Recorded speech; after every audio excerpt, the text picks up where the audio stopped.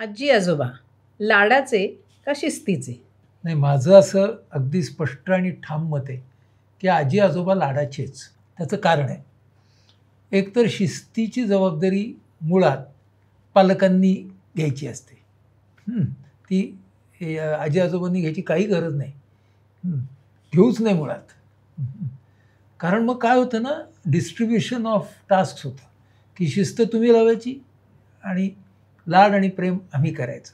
दुसरा मुद्दा असा की सगळे आजी आजोबा त्यांच्या मुलामुलींना शिस्त लावताना इतके थकलेले असतात, परत कशाला शिस्त लावायची, हा मजेचा भाग थोडा बाजूला ठेवला तर आपण बघूया की आपल्या कुटुंब व्यवस्थेमध्ये ना ज्येष्ठांचं काम काय. तर ज्येष्ठांचं सगळ्यात महत्त्वाचं काम हे उरलेल्या सर्व कुटुंबियांना भावनिक आधार देणे, सल्ले नाहीत. आता आधार हा त्या वेळेला त्या व्यक्तीच्या, त्या सदस्याच्या बरोबर राहण्यातून, त्या सदस्याची जी काही कामं असतील त्याच्यामध्ये स्वतःहून काहीतरी सहभाग देण्यातून, काही अडचणीची वेळ आली तर आपण आहोत हा दिलासा देण्यातून, हे खरं म्हणजे आजी आजोबांचं कुटुंबातलं काम आहे. सल्ला देणं नाही. आणि ज्या वेळेला त्यांना असं दिसेल की कुटुंबातल्या कोणत्याही सदस्याचं अमुक एक वागणं हे त्यांना पसंत नाही पडत आहे ना, तर त्यावेळी त्या कुटुंबातल्या कोणत्या व्यक्तीबरोबर बोलायचं, त्याच्यापर्यंत त्यांनी ती गोष्ट पोचवायची, तीही तक्रारीच्या सुरात नाही. म्हणजे नातवंडांचं अमुक एक या आजी आजोबांना नाही पटत आहे, तर त्यांनी त्या नातवंडाशी कसं बोलायचं ह्याच्याकडे आपण नंतर येऊ. पण त्यांनी हे आईवडिलांना सांगताना तथ्य जे आहे तेवढं सांगणं आणि त्याच्या अमुक अमुक वागण्यातल्या ह्या गोष्टींची मला काळजी वाटते आहे, त्या बाबतीत जे काय प्लॅनिंग तुम्ही कराल त्यात मी तुमच्या बाजूने, हे सांगणं. आपण प्लॅन द्यायचा नाही. त्यांनी प्लॅनिंग करताना आपल्याला विचारलं तर आपण फक्त आपला विचार सांगायचा. विचारल्यावर मत नाही द्यायचं, विचारल्यावर विचार द्यायचा. विचार आणि मत याच्यातला फरक असा आहे की मत म्हणजे ना मला काय व्हायला हवंय ते आहे, आणि विचार म्हणजे त्या विषयाबद्दलचा जो डेटा आहे, अनुभव आहे, तो दुसऱ्याच्या समोर मांडणे आहे. त्यामुळे ना हट्टाकडून आग्रहाकडे आणि आग्रहातून अनाग्रहाकडे येणं म्हणजे ग्रँड पेरेंटिंग. म्हणजे आजी आजोबांनी हट्ट दाखवला ना, ते आजी आजोबा या भूमिकेतून कुठे आलेत, ते पालकाच्या भूमिकेतच आलेत. त्यामुळे पालकांना आपण सांगू की हट्टाकडून आग्रहाकडे या, पण आजी आजोबांना सांगू की आग्रहाकडून अनाग्रहाकडे या. म्हणजे उदाहरण घ्यायचं झालं तर एक कायमस्वरूपी अशी कंप्लेंट असते आजी आजोबांची की आताची मुलं कुठलीही गोष्ट वेळच्या वेळी करत नाहीत. अगदी साधं सोपं उदाहरण घेतलं, अलीकडची मुलं कोणत्याच गोष्टी वेळच्या वेळी करत नाहीत. इथं आजी आजोबांनी पालकांची भूमिका ऑलरेडी घेतली आहे, म्हणून तर ते तक्रार करतायत. तुमचा डोमेनच नाही आहे तो. काही परिस्थितीजन्य अपवाद असतील की जिथे आई बाबा त्यांचं पालकत्व नाही करू शकत आहेत तेवढ्या तीव्रतेने, तेवढ्या एफिशियन्सीने, कार्यक्षमतेने, तिथे you are putting in your efforts is okay. पण आई बाबा पण तेच करतायत, ते पण सांगतायत हे वेळेवर करत नाहीत, हे पण सांगतायत हे वेळेवर करत नाहीत. मग तुम्ही त्या नातवंडाला भावनिक दृष्टीनं एकटं पाडताय. आणि आपल्याकडे कसं आहे माहिती आहे, एक तर बाजू घेणं किंवा बाजू न घेणं. आजी आजोबांनी बाजू घेणं आणि न घेणं याच्यामध्ये ना तुझी सवय बदलण्याच्या प्रयत्नामध्ये आम्ही तुझ्या बरोबर आहोत हे सांगणं अपेक्षित आहे. मग ना पुढचं जे युद्ध व्हायचं ते पालक आणि मुलं यांच्यामध्ये होऊ दे, ते व्हायला पाहिजे ना. असं कधी कोणाकडे होणार आहे का की एखाद्या चित्रपटामध्ये सगळे संस्कार पुढच्या पिढीवरती जाऊन ती पिढी अत्यंत सक्षम होऊन पुढे जाणार आहे का? नाही जाणार आहे. आपण किती गुंतायचं त्याच्यामध्ये. आणि आपली गुंतवणूक आता, आजी आजोबांच्या स्वरूपातली गुंतवणूक आता ही अनाग्रही, म्हणजे काय, कोणताही परतावा मला नको अशीच असली पाहिजे. काय झालंय माहितीये, जगामध्ये ना कंडिशनल प्रेम खूप आहे. पालक खूप वेळेला नकळत ते करतात की तू असा असा वागलास तर तू माझा आवडता, नंबर आणलास तर, टक्के मिळाले तर. मग आपल्याला तीच आवृत्ती आजी आजोबांमध्ये का बघायची? ते करतायत ना त्यांची भूमिका आजच्या वास्तवाला एकदम साजेशी पण असेल, आपण त्याच्याबद्दल विरोधात नाही. तुम्ही तीच भूमिका परत घेऊन काय करताय?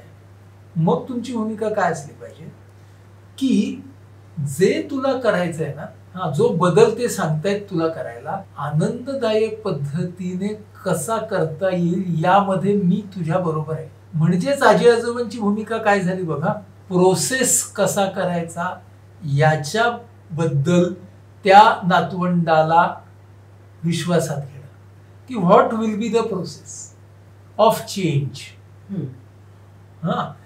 आणि जरी तो चेंज एन्फोर्स केलेला असला ना आई वडिलांनी त्यांच्या पद्धतीने, तरी मग तो सुसह्य करण्याचं काम आजी आजोबांचं. म्हणजे आजी आजोबा हे कॅटलिस्ट असले पाहिजे.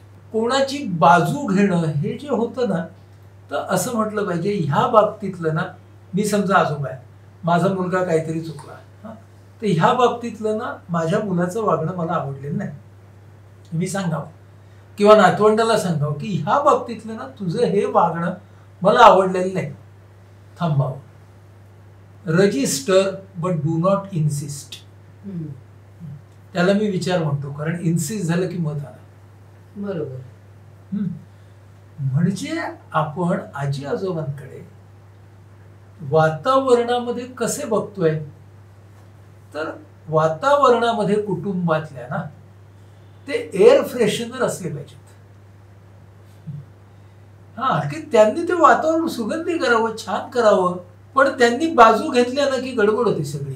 म्हणून शिस्त ही बाहेरून लावायची आहे, हा आपल्याकडचा मोठा समज आहे. आजी आजोबांना काय करता येईल की ही शिस्त आतून कशी येईल ह्याच्याबद्दल आपलं नातं, संवाद त्या मुला किंवा मुलीबरोबर कसा आहे.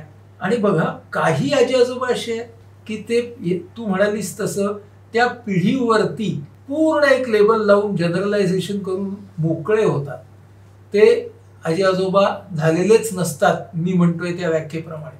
ते पालकच. ते म्हणजे त्यांनी जर ही भूमिका बदलली ना स्वतःची, तर मग ते काय म्हणतील की ते असं म्हणतील की आजच्या काळामधले जे बदल आहेत ते आम्ही प्रथम समजून घेऊ.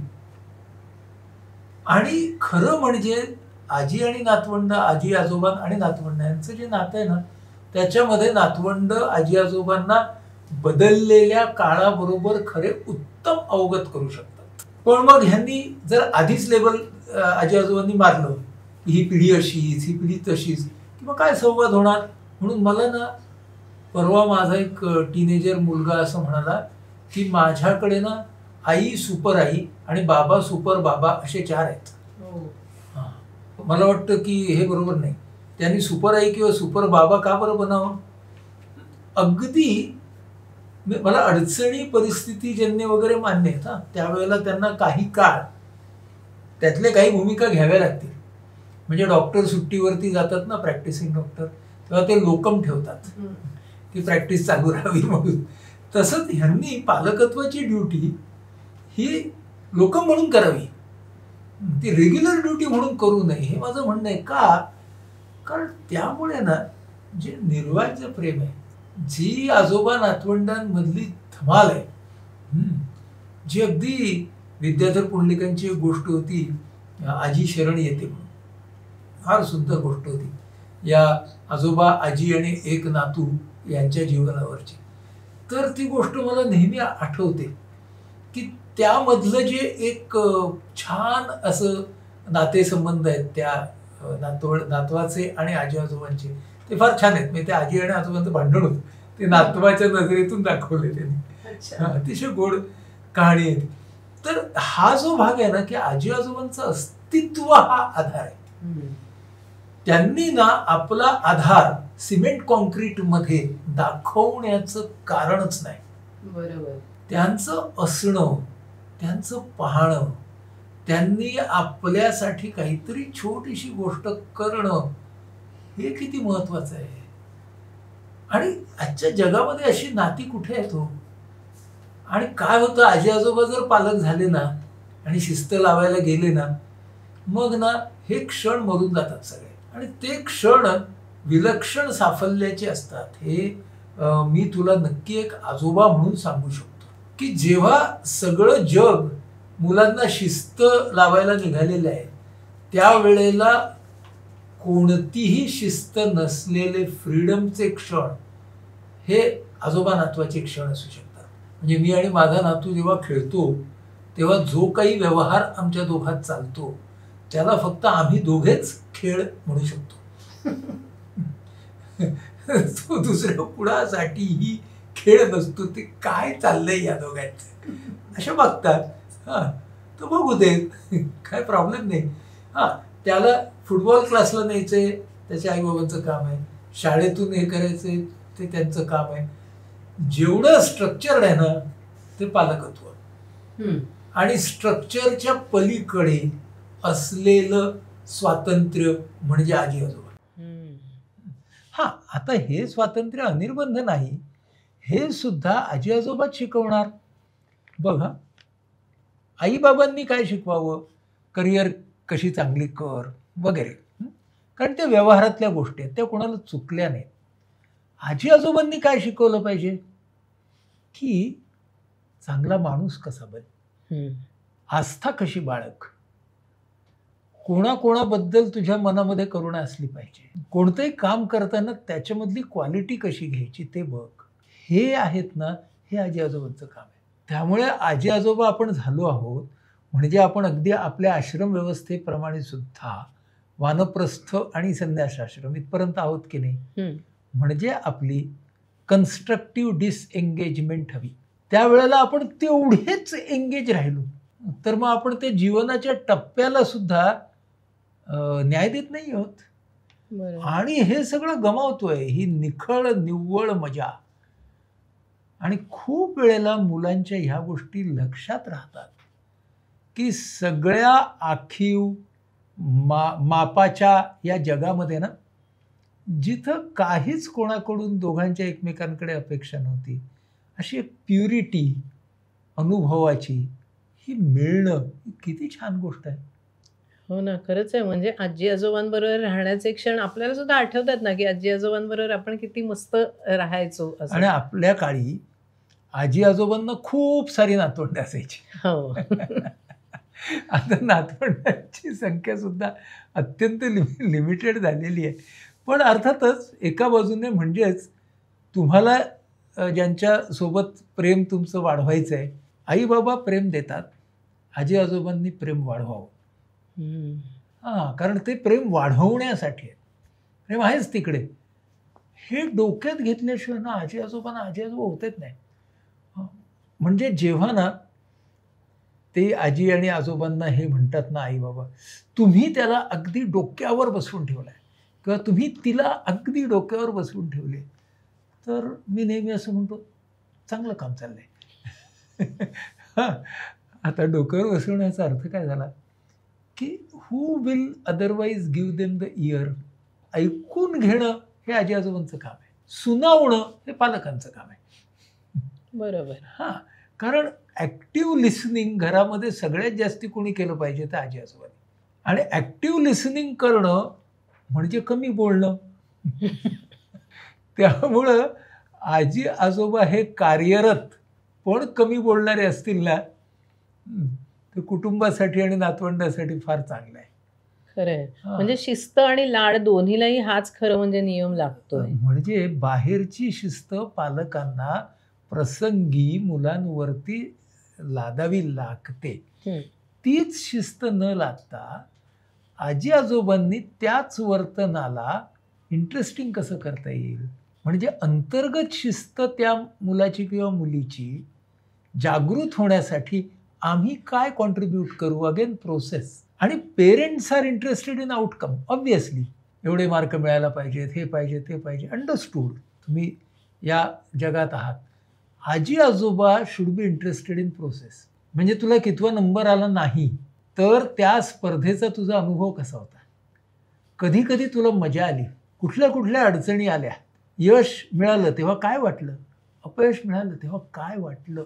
त्याच्याशिवाय त्या नातवंडांचं जे प्रोसेस ओरिएंटेशन आहे ते कसं वाढणार. आउटकमवरती ना अख्खं जग आहे. कोणीतरी घरात प्रोसेसवरती हवं, कोणीतरी सांगायला हवं की बक्षिसं काल आजची आहेत, येणारी आणि जाणारी आहेत, पण तो प्रोसेसमधून तू शिकणार आहेस आणि ते शिकणं पुढे नाही. अर्थात जेव्हा या नातवंडाला यश मिळेल तेव्हा त्या आजी आजोबांना तो आनंदच होणार आहे, पण फोकस प्रोसेसवरच. हे डोक्यात ठेवणं ना खूप महत्त्वाचं आहे. आणि ज्या वेळेला अगदी नातवंड टीनेजवरती झालीत, 16 ते 20-21 वयाची आहेत, ब्रेकअप झाला, तर ना त्या नातवंडाला वाटलं पाहिजे की ब्रेकअपची बातमी पहिल्यांदा आजी आजोबापैकी कोणाला तरी सांगेल. आणि त्यानं काही एक्सपेरिमेंट केला, अगदी काही केमिकल्स घेतली त्या वयामध्ये मित्रमैत्रिणींबरोबर, तरीसुद्धा ते त्याला पहिलं आजी आजोबांना सांगायला ठीक वाटलं पाहिजे. हां, आईबाबांना सांगण्यासारखं असेल त्यांचं नातं तर आपला काही प्रॉब्लेम नाही आहे. हां, पण आत्ता आपण आजी आजोबांबद्दल बोलतोय म्हणून थोडक्यात काय की ते नातं जितकं अनकंडिशनल असेल, पूर्व अट नसलेलं असेल, तितकं खरं म्हणजे ते कुटुंब व्यवस्थेला पोषक. पण ही करताना ही लक्षात घ्यायला पाहिजे की आपण नेमकं ह्या सगळ्यामध्ये किती गुंतायचं. फार महत्त्वाचं आहे. हो, काय असतं आपल्याकडे ना, सगळे आजी आजोबा आपल्या नातवंडांना आपापल्या मुलामुलींचं एक्सटेन्शन म्हणून बघतात.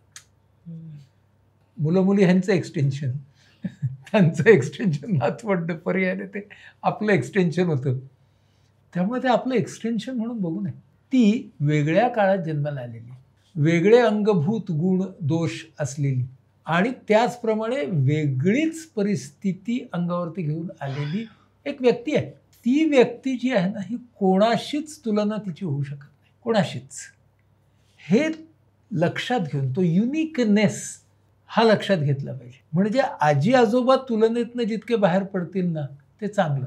मग भले आईबाबांना तुलना थोडी करू दे, पण आजी आजोबांनी तुलना नाही केली पाहिजे. तिकडे माझा ॲक्सेप्टन्स पाहिजे.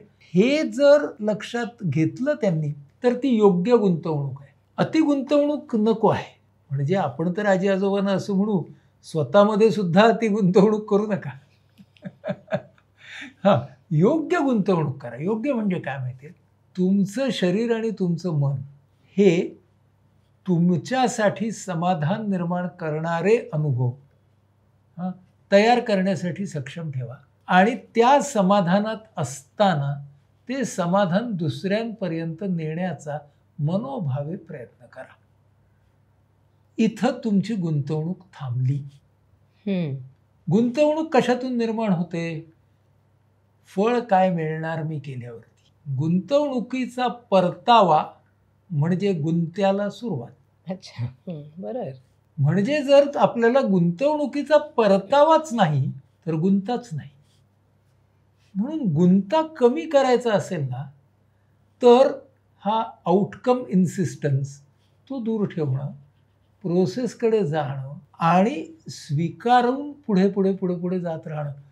एखाद्या आजी आजोबांचं एखादं नातवंड, त्याला काहीतरी समजा व्यंग आहे, शैक्षणिक दृष्टीनं तो युनिक आहे, त्याच्यानं ज्या प्रॅक्टिकल गोष्टी करायच्या असतात त्याला काय थेरपीला घेऊन जा, त्याचं ॲसेसमेंट करा, OT अमुक ठमुक हे आईबाबा करतात, कधी कधी आजी आजोबाही करतात, त्याला हातभार लावायला आपल्या हरकत नाही.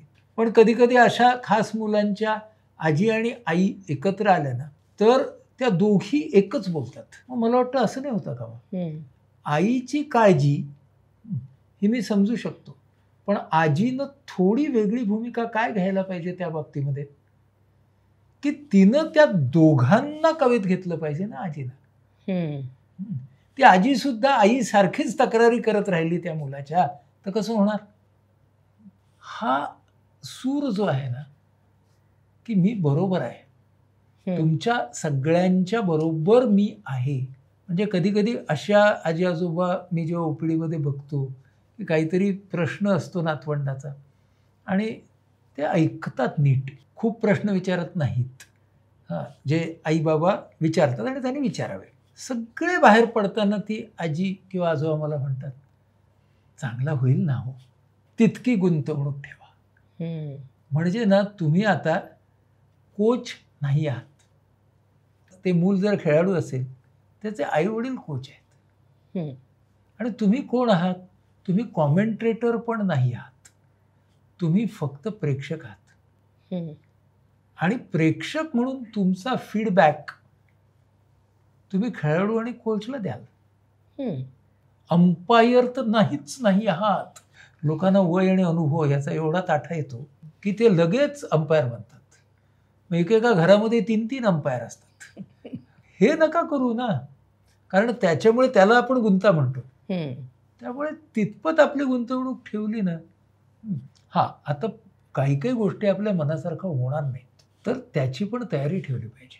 आणि ज्या गोष्टी मनासारख्या होणार नाहीत त्यांनाही स्वीकारून आपला समाधानाचा मार्ग हा कमीत कमी डिस्टर्ब कसा होईल याची काळजी आजी आजोबांनी घेणं हे मला फारच गरजेचं वाटतंय. म्हणजे कधी कधी कसं होतं ना की पालकांच्या अनेक भूमिका पटत नाही, जे आपण आता म्हणालो की त्याच्यामध्ये त्यांनी जास्त गुंतू नये.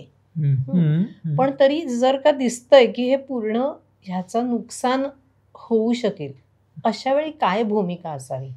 ठाम आणि आग्रही भूमिका अशा वेळी घ्यायला लागते की मला हे असं असं असं असं वाटतंय. म्हणजे ती ठाम आणि आग्रही भूमिका ना त्या नातवंडाच्या बाबतीतही घ्यायला लागते. ती घेणं सोडा असं आपलं म्हणणं नाही आहे.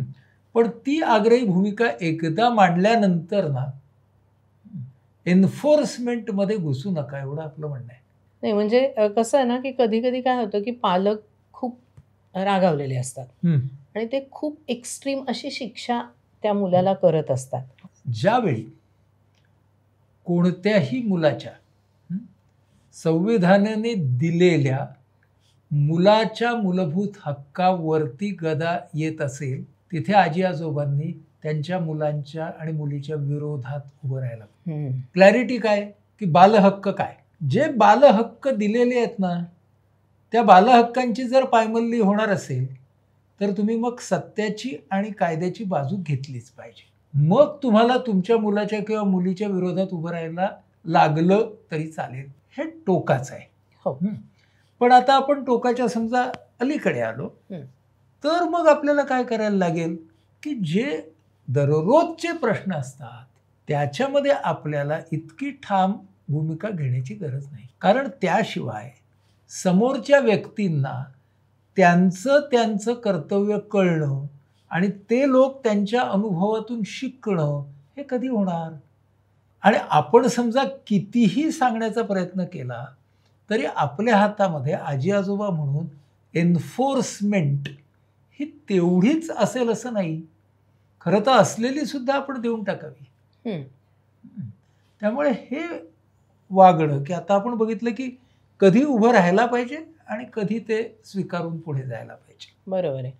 पण आता घरामध्ये काय होतं की मधली जी पिढी आहे ती खूप बिझी असते. आणि त्यामुळे अनेक गोष्टी ते करू शकत नाहीत आणि मग तेव्हा त्यांची अपेक्षा असते की हे आजी आजोबांनी करायला हवं. दुसरा मुद्दा जिथे फर्म भूमिका घ्यावी. मी अडचणीची सगळी परिस्थिती समजू शकतोय. तर त्या अडचणीच्या परिस्थितीचे अपवाद, पण अडचणीची परिस्थिती सोडून जर अशी अपेक्षा असेल तर ती निग्रहानं मी पूर्ण करणार नाही सांगायला हवं. म्हणजेच काय की तुम्ही परत पालकाच्याच भूमिकेमध्ये जर ढकलले जात असाल परिस्थिती तशी नसताना. म्हणजे समजा ना एका घरातल्या एका पालकाचा समजा अकाली मृत्यू झाला आणि त्या आजोबांना वडिलांची भूमिका घ्यायला लागली, मला पूर्ण मान्य आहे. पण सगळं ओके चाललेलं असताना जर त्यांची अपेक्षा अशी आहे की त्यांनी त्यांच्या बिझी लाईफमध्ये त्यांना नीट राहता यावं म्हणून तुम्ही करा, मग म्हणायचं तुम्ही अल्टरनेट व्यवस्था निर्माण करा आणि त्या अल्टरनेटिव्ह व्यवस्था जी तुम्ही निर्माण कराल त्याच्यावरती देखरेख करायचं काम आम्ही करू. बरोबर. पण तुम्हीच ते करायचं हे का? म्हणजे अगदी पुन्हा प्रॅक्टिकल उदाहरण की 4-5 वर्षाचा मुलगा किंवा मुलगी आहे आणि तिला सांभाळायचं आहे आणि पुन्हा ना आर्थिक ओके आहे, हा सगळं, हा ती बाजू ओके आहे, तर मग जे कोणी त्या मुलाची काळजी घेणारा किंवा घेणारी व्यक्ती असेल, समजा ती एक मुलगी आहे जी त्या मुलीचं बघते 5 वर्षाच्या, तिला ठेवणं हे त्या आईबाबांचं काम आहे. आणि ती मुलगी आणि ही मुलगी हे जेव्हा घरात असतील तेव्हा त्याच्याकडे पाहणं हे आजी आजोबांचं काम आहे. बरोबर. मग त्याच्यामध्ये त्यांनी काय केलं पाहिजे की जे प्रेम आपण आपल्या नातीला देणार ना, त्या तऱ्हेचं थोडं प्रेम ती काळजी घेणारी जी मुलगी आहे तिलाही द्यावं. म्हणजे ना पगार आईबाबांना देऊ दे, पण माया जिव्हाळा तुम्ही द्या. म्हणजे जे आपल्याला सेवा देणारे लोक असतात, ज्यांना आपली आईबाबांची पिढी त्यांना वेतन देते, आपण त्यांना वेतन देऊ शकत नाही, पण आपण त्यांना जिव्हाळा देऊया. म्हणजे खरं म्हणजे ती सिस्टीम चालू ठेवायला आजी आजोबा किती मदत करू शकतात. हो.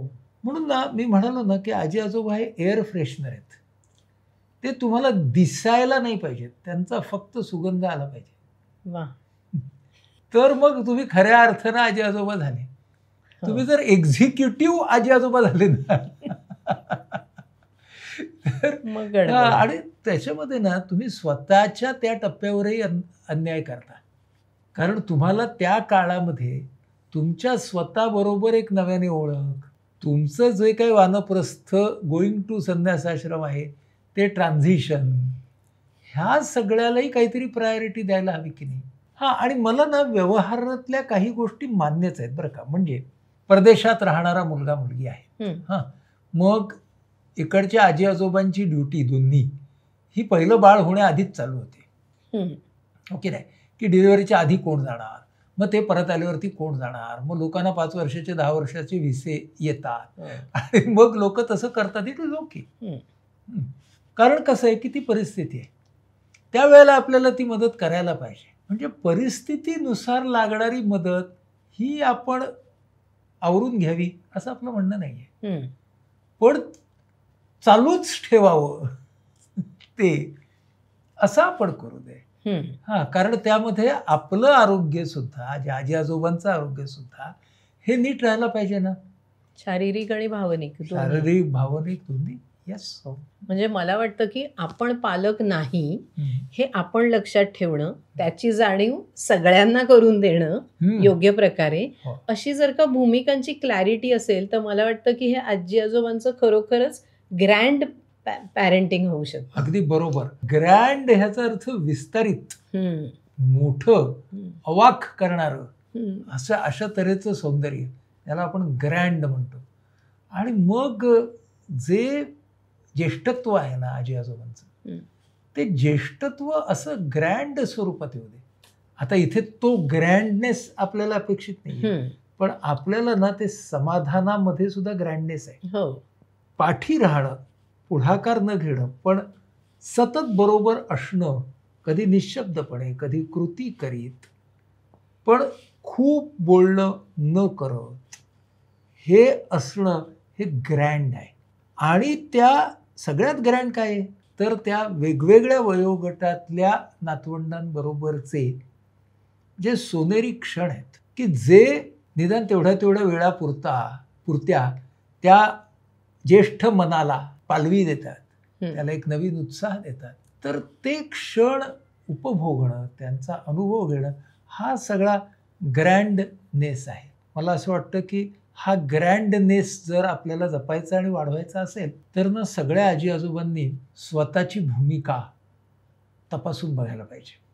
माझं असं म्हणणं नाही की ग्रँडनेस उद्याच येईल, पण त्या दिशेने आपली जर सुरुवात झाली तर खूप चांगलं. आणि ही सुरुवात होण्यासाठी जे पालक आहेत ना, म्हणजे आजी आजोबांची जी मुलं आहेत त्यांच्यामधली गुंतवणूकही कमी करायला पाहिजे. हो ना.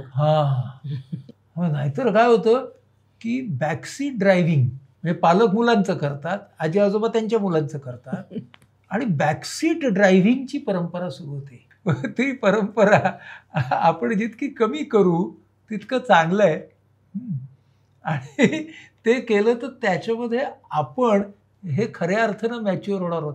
आणि आजी आजोबा जर मॅच्युअर झाले ना, परिपक्व झाले ना, तर त्यांच्या इतकं प्रभावी रोल मॉडेल नाही, मुलांसाठी सुद्धा आणि नातवंडांसाठी सुद्धा.